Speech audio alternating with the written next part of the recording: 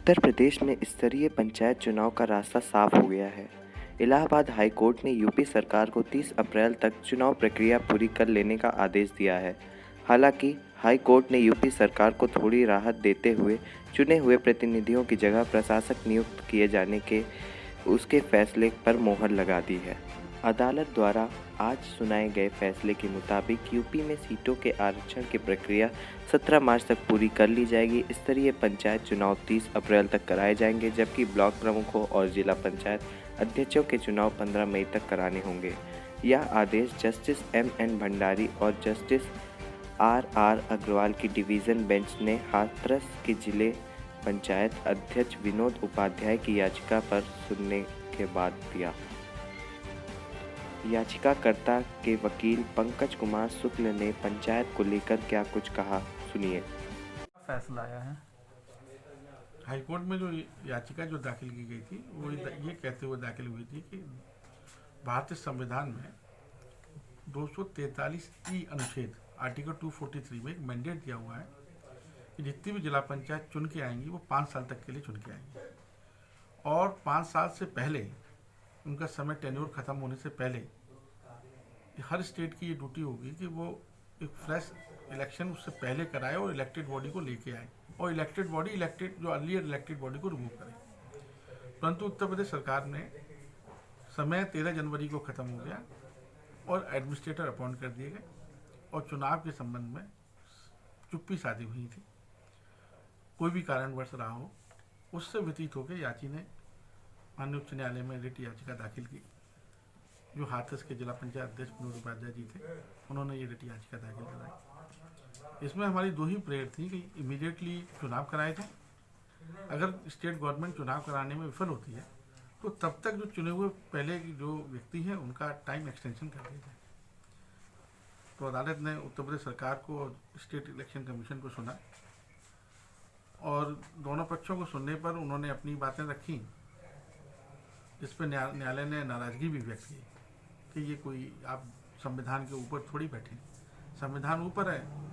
उत्तर प्रदेश सरकार को समझती है कि वो संविधान के ऊपर बैठी तो गलत है, परंतु परिस्थितियों को देखते हुए कि उन्होंने कोविड-19 का हवाला दिया और ये हवाला दिया कि साहब इस बार हमने परसीमन की कार्रवाई की है, जिससे शहरी क्षेत्र का विस्तार हुआ है और ग्रामीण क्षेत्र कम हुआ है। तो इन सब चीज़ों को देखते हुए वो हम 22 जनवरी तक कंप्लीट कर पाए हैं, और उसके बाद हम उस पर रिजर्वेशन शेड्यूल का करेंगे। तो हमारी तरफ से भी ये बहस हुई थी कि रिजर्वेशन को अडॉप्ट करने के लिए, क्योंकि एक बार उसका डोर टू डोर वेरिफिकेशन करा के उसके बाद जो भी प्रणाली लागू हो जाती है फिर रोस्टर के प्रोसेस से होना चाहिए। पर परसीमन करने से वो उनका कहना है कि दोबारा ही हमें डोर टू डोर जाके इस प्रक्रिया को अडॉप्ट करना पड़ेगा। तो अदालत ने उनको 17 मार्च तक का समय दिया है, और स्टेट इलेक्शन कमीशन को 30 अप्रैल तक डायरेक्ट इलेक्शन करने के लिए समय दिया। उसके बाद जो एडमिनिस्ट्रेटिव इलेक्शन जो होते हैं, जैसे ब्लॉक प्रमुख और जिला पंचायत को 15 दिन का समय दिया। ये आदेश आता, मतलब पूरी प्रक्रिया कब तक करने का? पूरी प्रक्रिया 30 अप्रैल तक करनी है। थोड़ा नाखुश है, उनका कहना है कि क्या उत्तर प्रदेश सरकार संविधान के अनुच्छेद 243 के ऊपर बैठी हुई है। तो हो सकता है कि उनका कहना है कि हम सर्वोच्च न्यायालय इस आदेश के विरुद्ध जाएंगे, जिससे कि सरकार पे हम प्रेशर बनाएंगे कि शीघ्र शीघ्र या तो चुनाव कराएं। और ये है।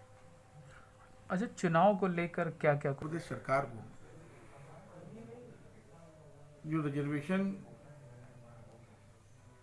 शेड्यूल है, जो कहाँ बैकवर्ड सीट है, कहाँ शेड्यूल कास्ट है, इसको सीटों का रिजर्वेशन को फॉलो करते हुए 17 मार्च तक रिजर्वेशन प्रक्रिया पूरी कंप्लीट करनी है। और रिजर्वेशन प्रक्रिया 17 मार्च तक कंप्लीट करके स्टेट इलेक्शन कमीशन को 3 फेज में चुनाव होते हैं, ये पूरे चुनावी प्रक्रिया को 30 अप्रैल तक कंप्लीट करना है। और 15 मई ये कहा है कि जो एडमिनिस्ट्रेटिव चुनाव होते हैं उसके बाद, जैसे जिला पंचायत वो 15 दिन के अंदर